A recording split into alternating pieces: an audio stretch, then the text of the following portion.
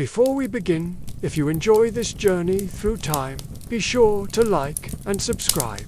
Let me know where you're watching from and what time it is there.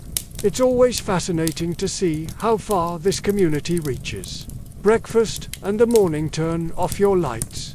Maybe put on some soft background noise and imagine you open your eyes in a damp, cramped room above a textile mill.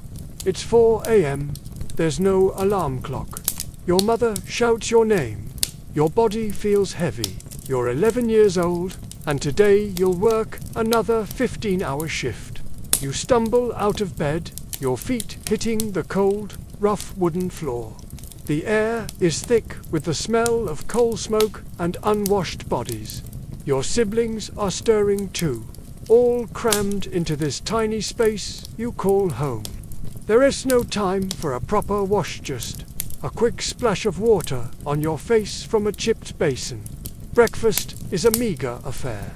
A chunk of stale bread, maybe some watery porridge if you're lucky. Your stomach growls, but you know better than to complain. The factory whistle will blow soon, and being late means a beating, or worse, losing your job.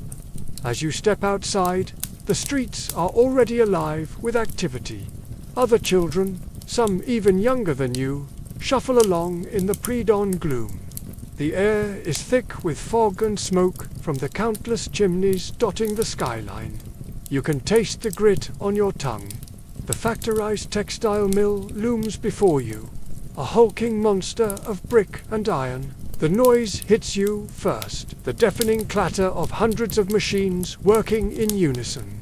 Then the smell, a nauseating mix of oil, sweat, and cotton dust. You take your place at the spinning mule, your small hands already calloused and scarred from years of work. The overseer barks orders, his cane ready to strike anyone who falters. You know the drill: keep the machines running, clear the lint, tie broken threads. Any mistake could cost you a finger, or worse. The heat is oppressive, the air thick with cotton fibers that clog your lungs. There are no breaks, no rest. Your back aches, your eyes strain in the dim light, but you can't slow down. The quotas must be met, or there'll be no pay at the end of the week. Midday, mill at noon, there's a brief respite. You have 30 minutes to eat and rest. Your lunch is pitiful, hunk of cheese. Maybe an apple, if you're fortunate. You gulp it down, knowing you need every scrap of energy to make it through the afternoon. Some of the younger children nap in corners, exhausted beyond measure. Others play quick games with bits of string or pebbles, trying to squeeze a moment of childhood into their grueling day. But all too soon, the whistle blows again, and it's back to the relentless machines. The afternoon grinders, the day wears on. Fatigue sets in. Your movements become sluggish, your mind foggy. This is when accidents happen. You've seen children lose fingers, hands, even lives to the unforgiving machinery. The constant fear keeps you alert, even as your body screams for rest. The light outside fades, but inside the mill, nothing changes. The work continues unabated, the machines demanding their pound of flesh. You think of the stories your grandmother used to tell, of green fields and fresh air. It seems like a fantasy now, lost in the endless drone of industry. Evening and home finally. As the clock strikes 7 p.m., the day's work ends. But your trials aren't over. The walk home is treacherous in the dark, polluted streets. Pickpockets and worse lurk in the shadows. You clutch your meager wages close, knowing how desperately your family needs every penny. Home offers little comfort. The room is even more cramped now, with everyone back from their various jobs. Dinner is a thin soup, barely enough to quiet the gnawing in your stomach. There's no time for play, no energy for laughter. You collapse onto your shared bed, bones aching, lungs burning. As you drift off to sleep, you know tomorrow will bring more of the same. There's no escape, no hope for education or a better life. This is your world, world of endless toil, of childhood stolen by the insatiable maw of industry. Reflection on child labor. Let's step back from this grim scenario and consider the reality it represents. Child labor was a brutal, pervasive aspect of the Industrial Revolution. In Britain, the United States, and many other industrializing nations, children as young as 5 or 6 were put to work in factories, mines, and mills. The reasons were manifold. Poverty drove families to send their children to work, as every penny was needed for survival. Industrialists saw children as cheap, easily controlled labor. Their small size made them ideal for certain tasks, like cleaning machinery or working in narrow mine shafts. The consequences were devastating. Children suffered physical deformities from long hours of repetitive work. Their growth was stunted, their education neglected. Many died young from accidents or diseases brought on by terrible working conditions. Reforms and progress took decades of activism, journalism, and legislative efforts to begin addressing the issue of child labor. In Britain, a series of factory acts gradually improved conditions and set age limits for workers. The United States saw similar progress, though it came later and faced fierce resistance from business interests. Reformers like Charles Dickens in England and Lewis Hine in America used their talents to expose the horrors of child labor. Dickens' novels painted vivid pictures of the suffering of working children, while Hine's photographs provided irrefutable evidence of ongoing abuses. Education reforms played a crucial role as well.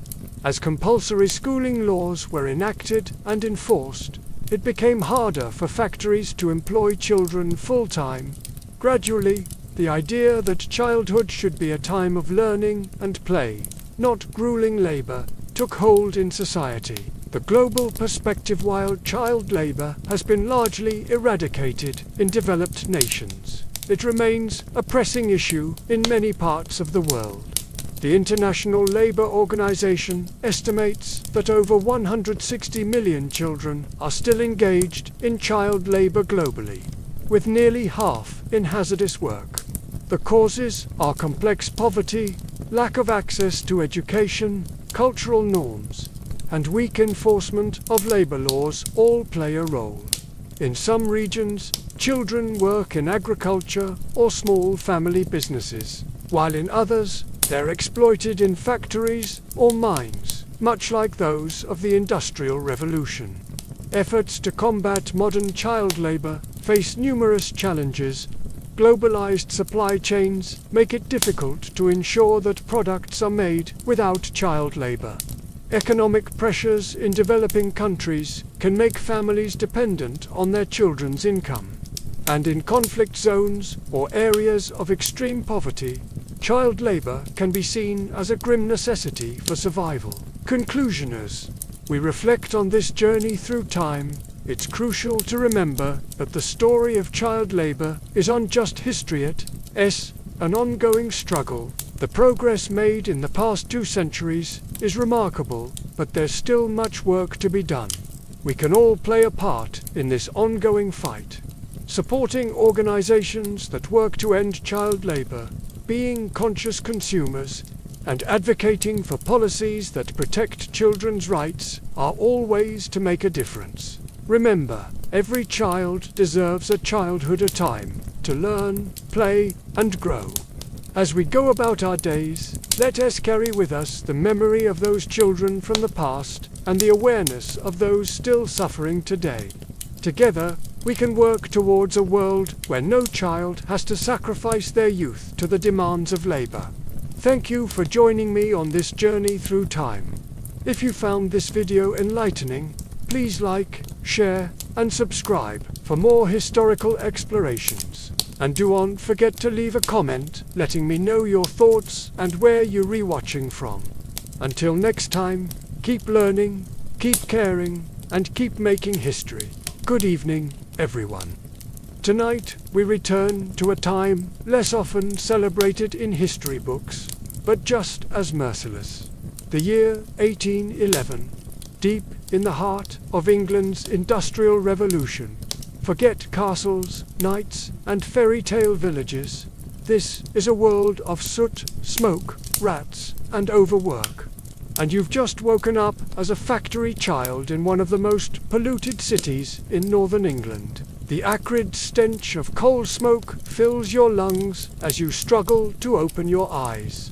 Your body aches from yesterday's grueling 14-hour shift. But there's no time to dwell on the pain. The factory bell is already clanging, its harsh tones cutting through the pre-dawn gloom. You're one of the lucky ones. You have a thin, lumpy mattress to sleep on, shared with 3 other children in a cramped, windowless room. As you stumble out of bed, your bare feet hit the cold, damp floor. There's no time for breakfast. The overseer won't tolerate tardiness. You slip on your tattered clothes, the same ones you've worn all week, and join the throng of pale, hollow-eyed children shuffling towards the factory gates. The massive iron gates loom before you, like the maw of some great industrial beast. As you pass through, the deafening roar of machinery assaults your ears. The air inside is thick with cotton fibers and coal dust, a suffocating blanket that coats your throat and lungs. You make your way to your station, a monstrous spinning machine that stands taller than any man. Your job is simple but dangerous. To reach into the worry gears and remove tangled threads, to clean the mechanisms without stopping their relentless motion. One moment of distraction, one slip of the hand, and you could lose a finger or worse. You've seen it happen to others, their screams drowned out by the cacophony of industry.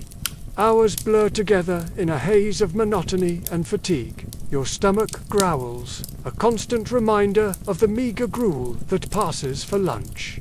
But hunger is a familiar companion, as familiar as the constant fear of the overseer's cane. You've learned to work through the pain, to ignore the burning in your muscles and the cuts on your hands. As darkness falls outside, the gas lamps flicker to life, casting eerie shadows across the factory floor. Night brings no respite. The machines demand constant attention, and the quota must be met. You fight to keep your eyes open, knowing that a moment's lapse could mean disaster. Finally, the bell signals the end of your shift. But there's no rush of relief, only a bone-deep weariness. You shuffle back to your lodgings, past the towering chimneys that belch black smoke into the night sky. The streets are a maze of squalor and desperation, where hunger and disease lurk in every shadow. Back in your cramped room, you collapse onto your shared mattress. Sleep comes quickly, but it's fitful and shallow. In your dreams, you see endless rows of machines. Hear the relentless clatter of looms. Feel the overseer's cane across your back. And all too soon, the factory bell will ring again, calling you back to another day of toil. This is your life in 1811, cog in the great machine of progress. A child sacrificed on the altar of industry. You are one of thousands, nameless and faceless. Your childhood stolen by the insatiable appetite of the Industrial Revolution. But even in this world of smoke and steel, there are whispers of change. Reformers are beginning to speak out against the exploitation of children. Laws are being proposed to limit working hours and improve conditions. It will be a long and bitter struggle, but the seeds of change are being sown. For now, though, you can only focus on survival. Each day is a battle against exhaustion, hunger, and the ever-present danger of the machines. You dream of a different life, of green fields and fresh air, of a childhood that doesn't smell of coal and cotton. But those dreams seem as distant and unreachable as the stars hidden behind the factory smoke. As you drift off to sleep, you wonder what the future holds. Will you be one of the lucky ones who survives to adulthood? Will you see a day when children are no longer forced to work in these hellish conditions? Or will you become just another statistic, another unnamed victim of progress? The factory bell will ring again all too soon, calling you back to your station. But for now, in these few precious hours of rest, you can imagine a different world. A world where childhood isn't measured in yards of cloth produced or tons of coal mined. A world where the value of a life isn't calculated in shillings and pence. Tomorrow will bring another day of toil, another test of endurance. But tonight, in the quiet darkness of your shared room, you allow yourself to hope. Hope for a future where the smoke clears, where the machines fall silent, and where children can be children again. As we leave this grim snapshot of the past, let us remember the countless lives sacrificed in the name of progress. The Industrial Revolution brought unprecedented wealth and technological advancement, but at a terrible human cost. The story of these factory children is a stark reminder of how far we've come, and how vigilant we must remain to protect the most vulnerable among us. You stumble out into the dark, frigid morning. The cobblestones are slick with frost, and your wooden clogs clatter loudly in the empty streets. Your stomach growls, but there's no time to think about food. The factory whistle will blow soon, and you can't be late. The air is thick with coal smoke, stinging your eyes and coating your lungs. Other workers emerge from cramped tenements, hunched against the cold. No one speaks. You're all too tired, too hungry, too resigned to your fate. The factory looms ahead, a hulking brick monster belching black smoke into the grey sky. The iron gates creak open, swallowing you and the other workers. Inside, the air is hot and humid, filled with the deafening clatter of machinery. You take your place at the loom, your small fingers already calloused and scarred from countless hours of work. The overseer barks orders, his voice barely audible over the din. You don't need to hear him. Your body knows what to do, moving mechanically, threading shuttles and tying knots. Hours pass in a blur of noise and motion. Your back aches, your eyes burn, your lungs struggle to draw breath in the dusty air.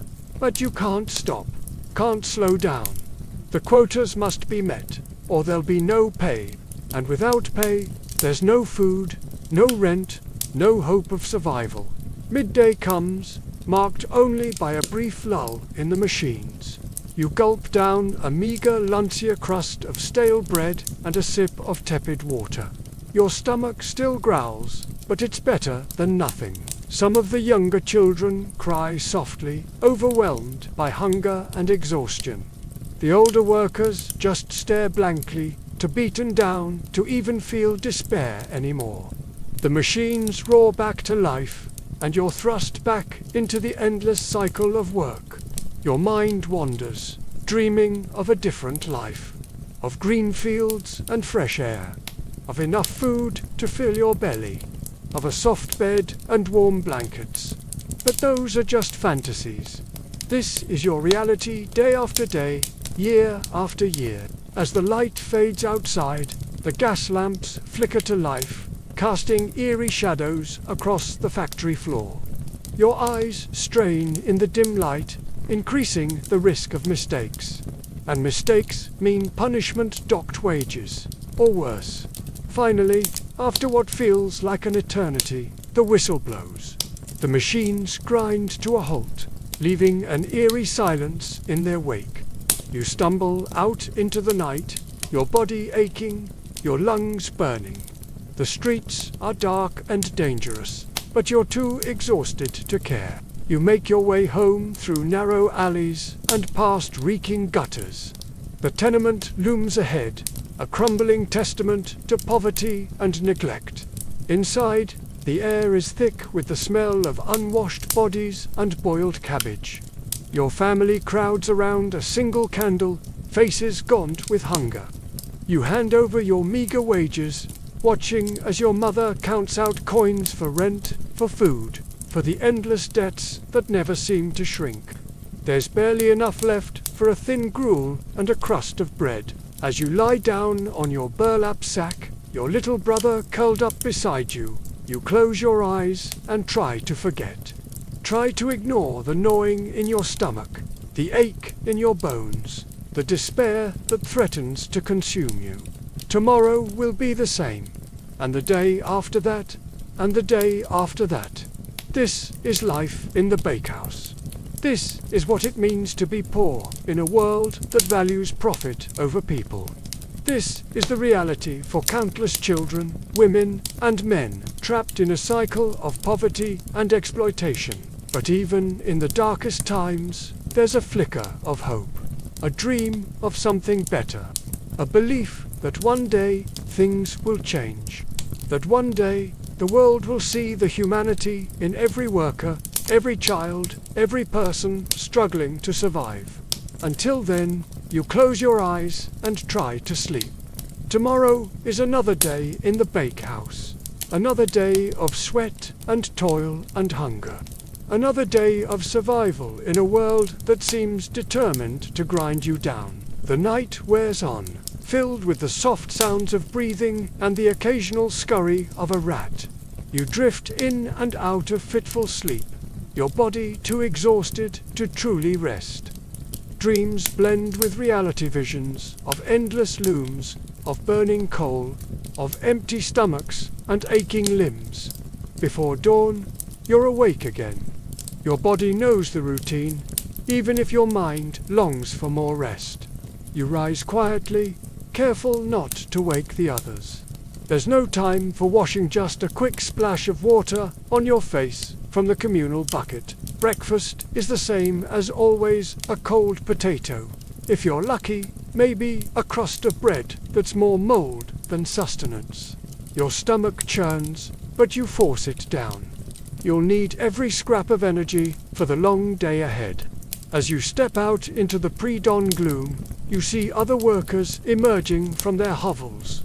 Men with bent backs and calloused hands, women with hollow eyes and pinched faces, children who should be in school, but instead are headed to the factories and mills. The streets are already coming to life. Carts rattle by, laden with goods for the markets.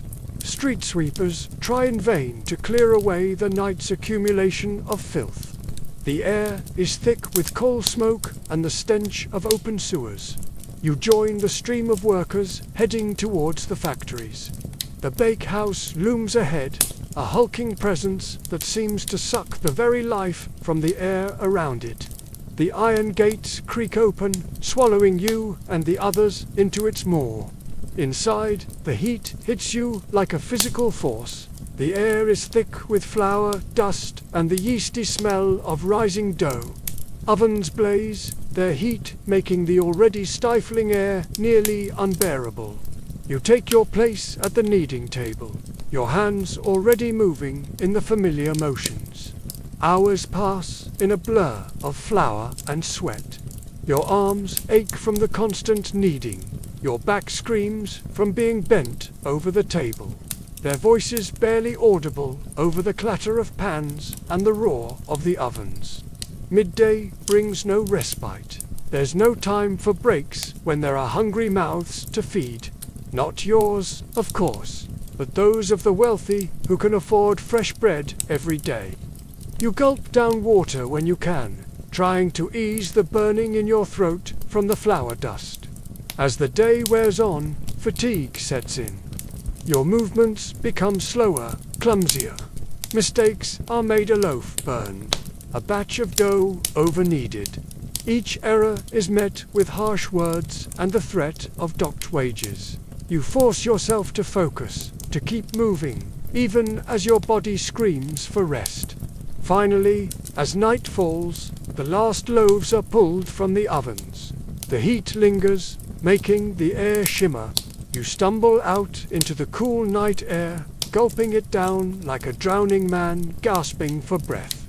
The walk home is a haze of exhaustion. Your feet move automatically. following the familiar path through dark alleys and past shuttered shops. The tenement appears, a looming shadow against the night sky.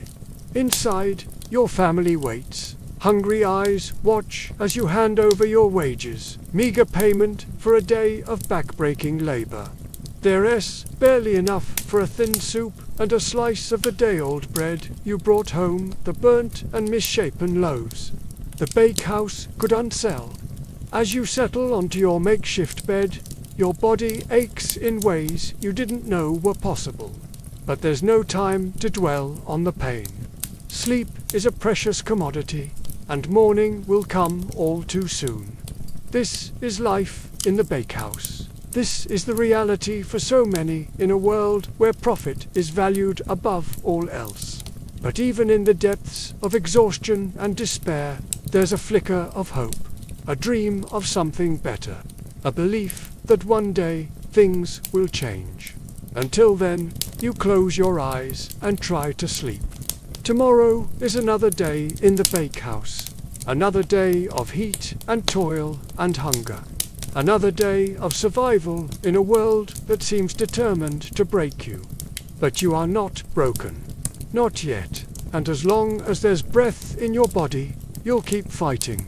For yourself, for your family, for a future that, right now, seems impossibly far away. It was a giant stone fortress, dark and brooding like the sorcerer in the fairy tale. But it wasn't magic that made it so formidable. It was the looms that ran through the night, their rhythmic clack, clack, clack, echoing around the high-vaulted ceilings. Steam hissed from pipes, punctuated by the groan of straining gears. Men shouted orders that were swallowed up by the din. It was a cacophony of sound. Inside those vast halls, surrounded by clanking machines, I worked as a filler. My job was simple. Refill the empty yarn spools, replace the worn ones, and keep out of the way of the ever-turning wheels and gears. A task easier said than done, because these insatiable machines had no mercy for careless hands. They had already claimed many fingers from kids just like me. We didn't speak much. Words were lost in the clamor. Sometimes we sang old songs our mothers taught us. But most of the time, we sang nothing.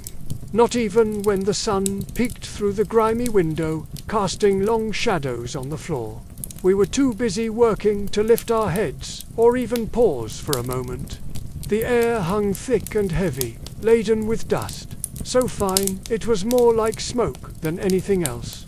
Every breath felt like swallowing ash, leaving a gritty taste in my mouth.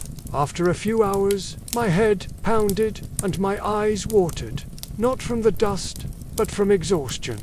The rhythmic clatter of the looms seemed to beat in time with my pulse, driving me on, forcing me to keep filling spool after spool, replacing them on the machines and staying out of the way of the relentless gears.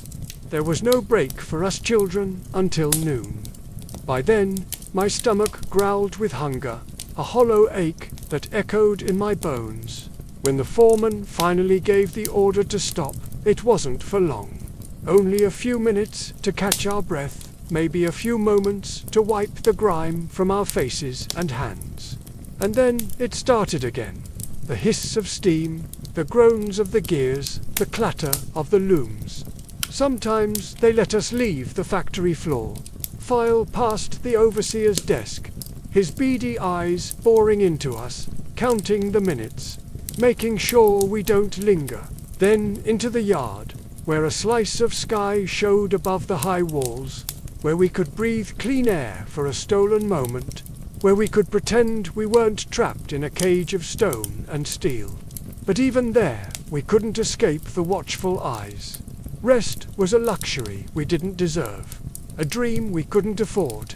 I remember a day when the overseer walked among us, his cane tapping on the cobblestones like a drumbeat of impending doom. His eyes narrowed at me. He pointed his cane at me and barked an order. I flinched. He shoved me roughly in the chest, hard enough to send me stumbling, and pointed again at the gate. He wanted me out, wanted me gone. Fear twisted my insides as I walked out, unsure what awaited me beyond the high walls. I stepped out, blinking into the sunlight, squinting against the glare. Before me stretched a wide expanse of grass and dirt dotted with ramshackle houses. It looked almost peaceful, almost normal, like a scene from a storybook, if not for the oppressive presence of the factory looming behind me, casting a long shadow that reached out like a giant's hand to touch everything, to control everything. Those who dared to stray too far or lingered too long outside the factory walls knew the overseer's wrath. For me, it was fear that kept me going, the constant dread of the overseer's cane. I didn't know what awaited me outside those high walls, but I knew I didn't want to find out. The factory was my world now. Its rhythm was in my blood, its rules in my bones. Freedom meant nothing when survival depended on keeping your head down and doing as you're told. Each day bled into the next, a monotonous cycle of toil and dust, of exhaustion and despair. Days turned into weeks, weeks into months. I grew thinner, my clothes hanging in rags on my frame. My hair, once a tangled mess, now fell in neat braids down my back, my only adornment in a sea of grey. There was no soap to wash the grime from our hands or the soot from our faces, no soft beds to rest our weary bones. At night, we huddled together for warmth, whispering stories to keep the loneliness at bay. One day, a new girl came to the factory. She was small for her age, her eyes wide and frightened, clutching a worn doll in her arms. They took her away to work in the spinning room, a place filled with whirling wheels and sharp metal. I never saw her again. In the weaving room, the looms were like hungry beasts, their gaping mouths waiting to be fed with thread. Their movements, a mesmerizing dance of worry and clattering, fascinated me despite the danger they held. I remember staring at them, mesmerized, while the older kids worked with practiced ease. The shuttle flew back and forth, propelled by unseen forces, creating intricate patterns on the loom. The weaver guided it with deft hands, their movements precise and swift. Each pattern was a story, each color a character. There were flowers that bloomed and wilted, animals that leaped and soared, and geometric shapes that interlocked and overlapped. But the weavers didn't see the patterns. Their eyes were focused on the task at hand, their minds elsewhere. They were cogs in a machine, driven by the need to survive, just like me. At first, the cloth they wove seemed random, a jumble of colors and textures. But as I watched, I began to see a story unfold. The threads wove together to form pictures, telling tales of distant lands and mythical creatures. As I stood there watching, the familiar ache in my stomach returned, a reminder that it was lunchtime. But I didn't want to leave the weaving room. I wanted to see the story play out, to see what other wonders the weavers would create. So I stayed, hidden in the corner, watching and waiting. Time slipped by unnoticed. The loom whirred and clicked, weaving its magic. And I didn't hear the foreman's call for noon, or the overseer's bark for us to return to work. I was lost in the world the weavers created, a world where the threads spun tales of courage and hope, a world where the clatter of the loom was music, and the dust motes danced in the pale light. Hope, a fragile butterfly, fluttered in my chest. It was a dangerous game we were playing, but the alternative was unbearable. The thought of another sunrise in the factory's gloomy embrace was too much to bear. Our whispers grew louder, our gazes more defiant. We were still trapped, but the spirit of rebellion was stirring within us, uniting us in our darkest hour. And as the night deepened, so did our resolve. We were nameless, faceless workers, but we were done being invisible.